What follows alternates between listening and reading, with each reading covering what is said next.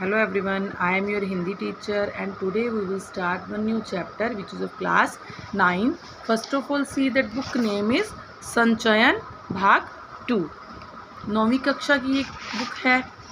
जो आज चैप्टर का अध्ययन हम करने जा रहे हैं वो है स्मृति, श्री राम शर्मा की लिखी हुई रचना। स्मृति मीन्स याद। अब यहाँ पर जो लेखक है श्री राम शर्मा जी, वो अपने बचपन की बातों को बताते हैं कि उन्होंने बचपन में कैसी शरारतें की। कभी कभार ऐसी घटनाएं घट जाती हैं कि जो हमें उम्र भर याद रहती हैं और वो घटनाएं या वो बातें हम अपने बड़ों से भी छिपा लेते हैं। अब लेखक के साथ भी यहाँ एक ऐसी घटना घटी जो उसने उस समय तो अपने घर वालों को नहीं बताई, लेकिन जब वो बड़ा हुआ तो उसने वो बातें अपनी माँ को बताई। सन 1908 ईस्वी की बात है। दिसंबर का आखिर या जनवरी का प्रारंभ होगा। दिसंबर का आखिरी मतलब या तो दिसंबर की 26-27 तारीख होगी या जनवरी का आरंभ होगा या जनवरी का फर्स्ट वीक होगा। चिल्ला जाड़ा पड़ रहा था। चिल्ला जाड़ा मतलब कड़ाके की सर्दी पड़ रही थी। 2-4 दिन पूर्व कुछ बूंदाबांदी हुई थी। 2-4 दिन पहले कुछ बूंदाबांदी हुई थी, इसलिए शीत की भयंकरता और भी बढ़ गई थी, मतलब और भी ज़्यादा ठंड बढ़ चुकी थी। सायंकाल के 3:30 या 4 बजे होंगे। कई साथियों के साथ मैं जरबेरी के बेर तोड़ कर खा रहा था। अब यहाँ पर कौन कह रहा है कि मैं जरबेरी के बेर तोड़ कर खा रहा था? लेखक और उसके मित्र। कि गांव के पास से एक आदमी ने ज़ोर से पुकारा कि तुम्हारे भाई बुला रहे हैं, शीघ्र ही घर लौट जाओ। मैं घर को चलने लगा। साथ में छोटा भाई भी था। भाई साहब की मार का डर था, इसीलिए सहमा हुआ चला जाता था। समझ नहीं आता था कि कौन सा कसूर बन पड़ा, मैं तो कौन सा अपराध कर दिया। डरते डरते घर में घुसा। आशंका थी, आशंका मतलब थोड़ा सा शक था या डर भी था कि बेर खाने के अपराध में ही तो पेशी न हो। पर आंगन में भाई साहब को पत्र लिखते पाया। अब पिटने का डर भय दूर हुआ। हमें देखकर भाई साहब ने कहा, इन पत्रों को ले जाकर मक्खनपुर डाक खाने में डाल आओ।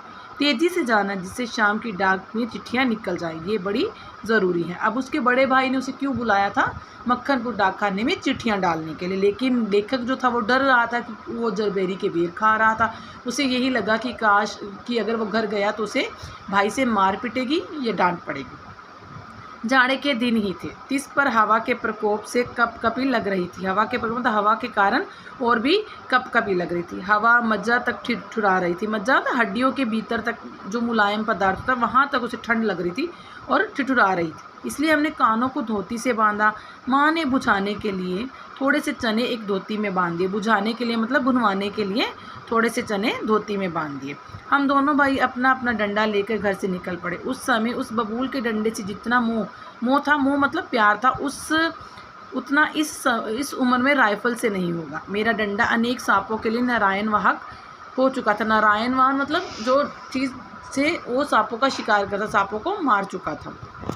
मक्खनपुर के स्कूल और गांव के बीच पड़ने वाले आम के पेड़ों से प्रतिवर्ष उसमें आम जुड़े जाते थे मतलब तोड़े जाते थे। इस कारण में मूक डंडा सजीव सा प्रतीत होता। सजीव मतलब जो सजीव जिसमें प्राण होते हैं, क्योंकि वो डंडा सांपों को मारने के काम आता था, पेड़ों से आम को तोड़ने के काम आता था। प्रसन्न वदन हम दोनों मक्खनपुर की ओर तेजी से बढ़े। मतलब प्रसन्न वदन, हंसते हुए खुशी से हम मक्खनपुर की ओर तेजी से बढ़ने लगे। चिट्ठियों को मैंने टोपी में रख लिया, क्योंकि कुर्ते में जेबें ना थी। उस समय जो कुर्ते उन्होंने पहने हुए थे उसमें जेब नहीं थी और चिट्ठियाँ उसने कहाँ रख ली? टोपी में रख ली। हम दोनों उछलते कूदते एक ही सांस में गांव से 4 फलांग उस कुएं के पास आ गए, जिसमें एक अति भयंकर काला सांप पड़ा हुआ था। कुआं कच्चा था, 24 हाथ गहरा था। मतलब कुआं कच्चा था, गहरा था, लेकिन उसमें पानी नहीं था। उसमें ना जाने सांप कैसे गिर गया था। कारण कुछ भी हो, हमारा उसके कुएं में होने का ज्ञान केवल 2 महीने पहले का था। मतलब 2 महीने पहले ही हमें पता चला था कि उस कुएं में एक सांप रहता है। बच्चे नटखट होते ही हैं। मक्खनपुर पढ़ने जाने वाली हमारी टोली पूरी बानर टोली थी। बानर टोला मतलब बंदरों की टोली थी। एक दिन हम लोग स्कूल से लौट रहे थे कि हमको कुएं में उचकने की सूझी। उचकने मतलब टांगों को ऊपर करके, जब एड़ियों को ऊपर करके जब हम नीचे झांकने की कोशिश करते हैं। सबसे पहले उचकने वाला मैं ही था। मैं ही मतलब लेखक था। कुएं में झांककर एक ढेला फेंका कि उसकी आवाज़ कैसी होती है। उसके सुनने के बाद अपनी बोली की प्रतिध्वनि सुनने की इच्छा पड़ी। अपनी मतलब कि किसी शब्द के उपरांत सुनाई देने वाली दोबारा अपनी ही ध्वनि। पर कुएं में ज्यों ही ढेला गिरा त्यों ही एक फुसकार सुनाई पड़ी। कुएं के किनारे खड़े हुए हम सब बालक पहले तो उस फुसकार से ऐसे चकित हो गए जैसे कि लोले करता हुआ मृग समूह, की लोले करता हुआ मतलब क्रीड़ा करता हुआ मृग समूह मतलब हिरणों का समूह हमारे बहुत समीप आ रहा हो। मतलब उसके समीप जब कुत्ते आ जाते हैं तो वो भागते हैं। अति समीप के कुत्तों की भौंक से चकित हो जाता है। उसके उपरांत सभी ने उछल उछल कर एक डेला फेंका और कुएं से आने वाली क्रोधपूर्ण फुसकार पर कहके लगाए। कहके मतलब ठाक के लगाए। गांव से मक्खनपुर जाते और मक्खनपुर से लौटते समय प्राय प्रतिदिन ही कुएं में डेले डाले जाते थे। मैं तो आगे भागकर आ जाता था और टोपी को एक हाथ से पकड़कर दूसरे हाथ में डेला फेंकता था। यह रोज़ की आदत सी हो गई थी। सांप से फुसकार करवा लेना मैं उस समय सबसे बड़ा काम समझता था। इसलिए जैसे ही हम दोनों उस कुएं की ओर निकले, कुएं में ढेला फेंक कर फुसकार सुनने की प्रवृत्ति जागृत हुई। प्रवृत्ति मतलब किसी विषय के बारे में जागृति जब हमारे मन में आ जाती है। मैं कुएं की ओर बढ़ा। छोटा भाई मेरे पीछे ऐसे हो लिया जैसे बड़े मृगशावक के पीछे, मृगशावक मतलब हिरण के बच्चे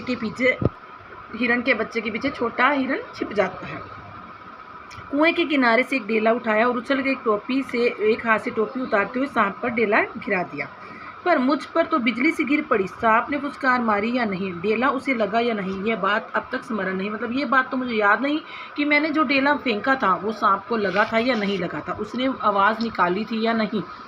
लेकिन मेरे साथ क्या हुआ?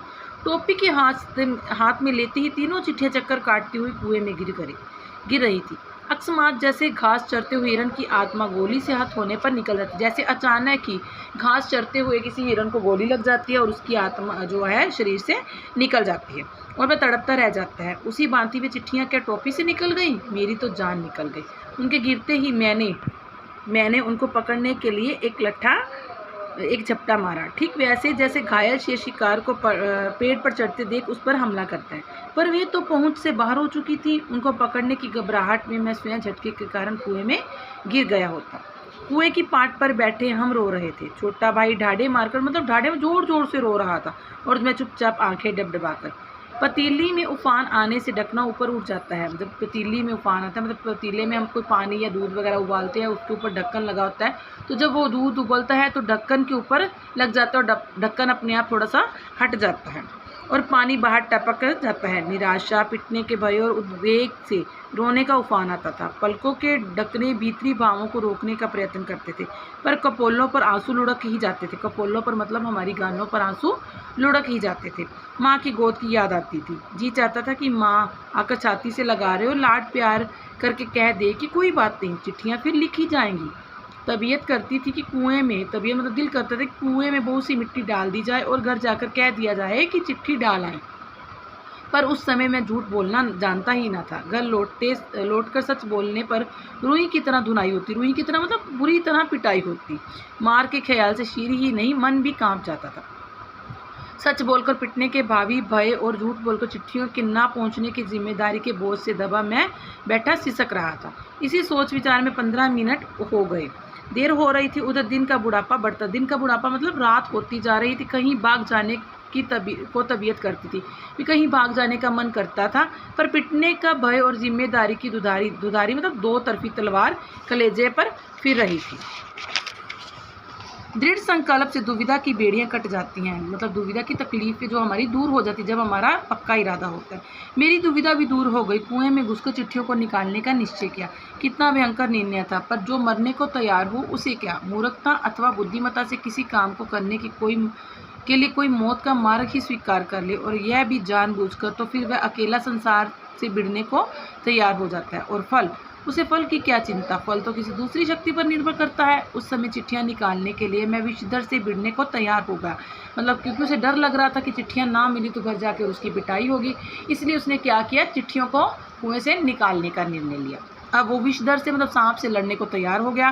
पासा फेंक दिया गया। मौत का आलिंगन हो अथवा सांप से बचकर दूसरा जन्म, इसकी कोई चिंता ना थी। पर विश्वास यह था कि डंडे से सांप को पहले मार दूंगा, तब फिर चिट्ठियां उठा लूंगा। बस इसी दृढ़ विश्वास के बूते पर मैंने कुएं में घुसने की ठानी। छोटा भाई रोता था। उसके रोने का तात्पर्य था कि मेरी मौत मुझे नीचे बुला रही है। यद्यपि वे शब्दों से ना कहता, वास्तव में मौत सजीव और नगर रूप में कुएं में बैठी थी। अब छोटा भाई रो रहा तो उसे लगता था कि अगर ये कुएं में गया तो फिर वापस नहीं आएगा, क्योंकि सांप इसे डस लेगा और इसकी मृत्यु हो जाएगी। वो शब्दों से नहीं कह रहा था, लेकिन जो उसके रोने से मुझे पता चल रहा था। वास्तव में मौत सजीव और नगन रूप से कुएं में बैठी थी। उस पर नगन मौत से मुठभेड़ के लिए मुझे भी नगन होना पड़ा। अब छोटा भाई भी नंगा हुआ, एक धोती मेरी, एक छोटे भाई की, एक चने वाले की, 2 कानों से बनी हुई धोतियाँ, 5 धोतियाँ और कुछ रस्सी मिलाकर कुएं की गहराई के लिए काफ़ी थी।